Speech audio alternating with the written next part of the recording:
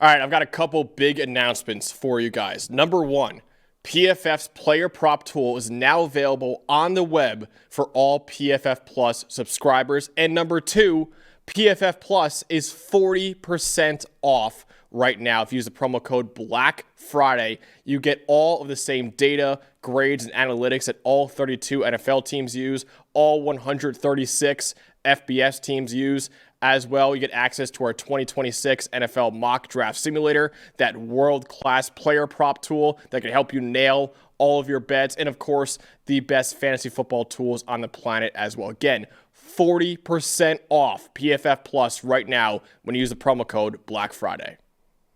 The big upset that we got was Cal outlasting SMU 38-35. SMU not going to the ACC championship game. And what would have been their second straight trip in their first 2 years in the conference is not happening anymore because of Cal taking them down. Let's go over the highest grade players, starting off with the California Golden Bears. Their highest grade player was Hezekiah Masses, 78.6. Aiden Manatai, 75.2. Chris Victor, the edge rusher, 73.4. Karan Adams, 73.2, the wide receiver. Cole Basha, another wide receiver, 72.3. Highest grade player was the true freshman quarterback, Jaron Keave Sangapalatelli, 81.8. All right, highest grade players for SMU. Highest grade player was offensive tackle P.J. Williams, 79. Linebacker Alexander Kilgore, 77.7. Corner Marcellus Barnes Jr., 76.6. D tackle Terry Webb, 74.1. Matthew Hibner, the tight end, 72.1. And Kevin Jennings with a solid 75.4 grade in the loss. Dalton, what's the story in this game? I think I got to tell you something. I think that's a first for this show that I've seen there, that Jaron Keave Sangapalatelli, we couldn't fit his full name in the graphic there. We went with the initials. He's JKS, yeah. He's JKS. Well, I'll tell you what, the way he played in this game, we're going to have him in a lot more graphics next year. This, to me, and he was his highest graded game of the year. The overarching storyline, obviously, is about SMU and them missing out the ACC title game and not making the playoff and everything like that, right? The headliner here was this true freshman quarterback that was the best player on the field. And Max, I'll get into the stats first, and I want to go on a little rant here. 2.26 second average time to throw. We talked about if SMU was going to win this game, it was most likely because of their advantages in the trenches. Sangapalatelli likes to throw the ball vertically, likes to hold on to it a little bit longer to try to make those big plays downfield. In this game, and this is all going to, these two numbers are going to sound like, oh, well, he just went out there and managed the game and it wasn't great. 2.26 average time to throw, lowest of the season. 6.2 yard average depth of target, lowest of the season. That's all good news to me, because he still, I believe, was 5 for 7 on the deep ball in this game. He throws as good a deep ball as anybody in college football. And his ability in this game and the game plan going in to work around this SMU front seven that clearly Cal did not think they could block for very long, and rightfully so. It's one of the best front sevens in the country. Jaron did such a great job of distributing when he had to, of taking shots when he had to, improvising when he had to. The design rollouts were working. If you have plays where he held onto the ball longer, it was often design rollouts or escaping the pocket when he needed to. If you want a game, Max, that he was going to prove as a true freshman, he's an NFL quarterback, it was this one. This was his best game of the year, and I'm going to tell you, this guy, this quarterback, and this game, if you're a Cal fan, supporter, if you're in the program, this game and this quarterback, this is your North Star. Now it's a success. And if you're a head coach trying to get this job after they just fired Justin Wilcox, your first question needs to be, are we keeping this kid?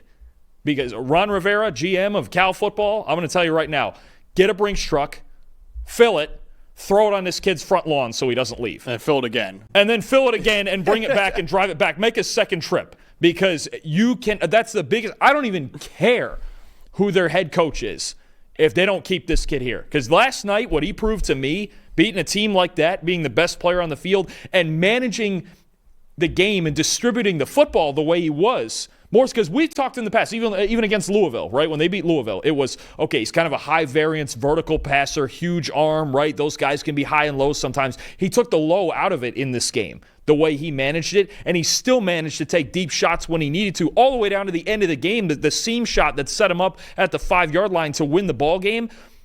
This was an NFL caliber game that Sangapolatelli played. You can't let this kid out the door. I don't care what the price tag is. I do not care. I don't even care who the next head coach is. The idea for Cal needs to be for the next 2 years, this kid stays in the building.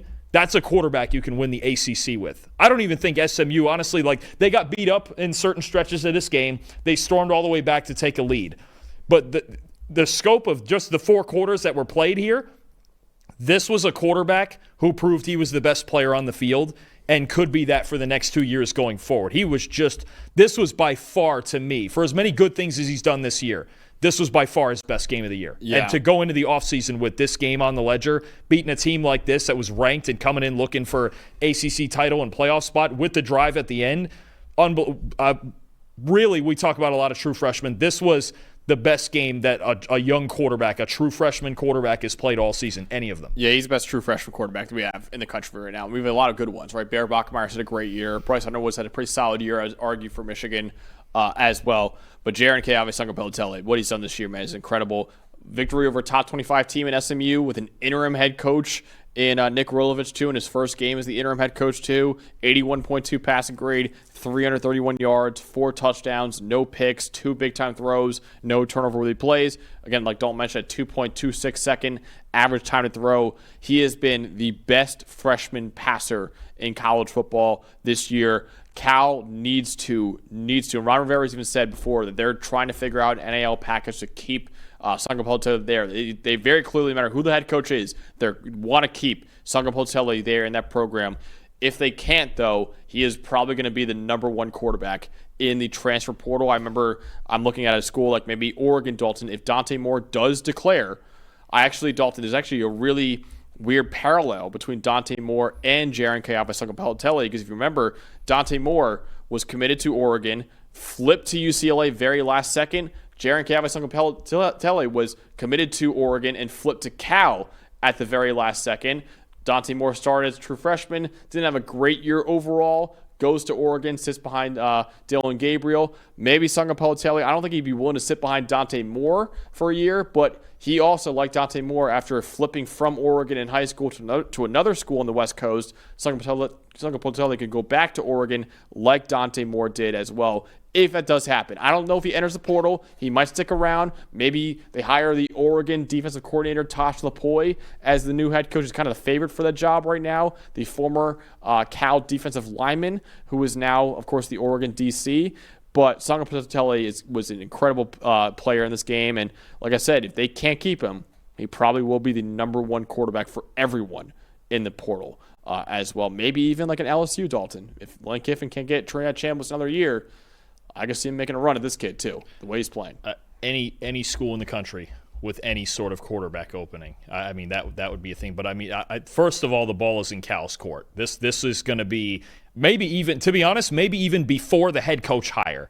This needs to be Ron Rivera's number 1 priority. Yes. If you lose this kid, I don't know where you go from here. You were lucky enough to get him in the first place, swipe him from Oregon, like you mentioned the Dante Moore story, like with UCLA. UCLA couldn't capitalize. This is a moment to capitalize on, because this is a quarterback that can make you an ACC contender for the next 2 years. He can. You have to figure out how to keep him in the building, because a game like this, I'm telling you, this was his best game of the year, Max. Yeah. This was unbelievable. This was NFL type stuff in this game. Taking shots at the seams through zone coverage, reading one-on-one matchups on the outside, getting rid of the football, getting it to his check down when he needed to, avoiding this pass rush that's really good for SMU. He was the best player on the field. There was no question about it when I went back and watched this morning. He was the best player on the field. And SMU, there were moments where they weren't great. They stormed back. Kevin Jennings did everything he could to try to win this game despite the difficulties on defense. This kid just outplayed him. Unbelievable stuff. Yeah, I want to real quick talk about the middle 2 quarters of this game. I think that's what told the story ultimately in this one, because SMU just was outclassed in those middle 2 quarters, because SMU led after the first quarter 7-3, and they outscored Cal 21-14 in the fourth quarter of this game. But Cal outscored SMU 21-7 in the second and third quarters of this game, including 21 unanswered points by the Golden Bears. Cal had 250 yards in the second and third quarter. SMU had 133, 6.8 yards per play compared to 4.4, .363 EP per play compared to .036. SMU had chances to win this game, but they couldn't make stops ultimately on Cal. It also hurts Dalton, and a great shout out that I got a DM last night from Henry Clay's drinking buddy, who's an SMU fan.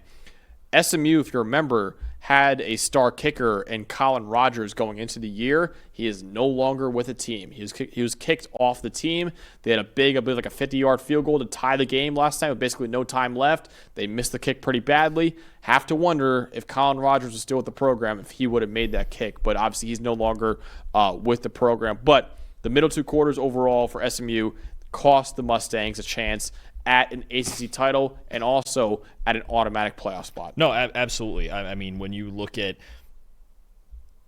when you get in these big games on the road and these situations where a team like Cal with an interim coach has nothing to lose, you better be ready in all three phases. Absolutely. And look, offensively, it took them some time to get the engine running. They got hot in the fourth quarter because we know once this SMU team gets momentum, they can really get it going. Defensively, they weren't good enough in the secondary all night. And then special teams, like you mentioned, it can cost you a game. So absolutely, I think credit to Cal. I really think this comes down to, though, Cal just coming out and playing, arguably as a team, their best game of the year, but certainly, again, Jaron Kiabe, Saga Politelli, just – though it was a different level, this game, than what we'd seen all year. We saw him make great throws against Oregon State. He was really good, basically hitting the Jacob DeJesus button over and over against Louisville, winning big games. But this was as good as a young quarterback could play. Our guy D. Sauter back in the chat right now, Maryland fan, just going through it.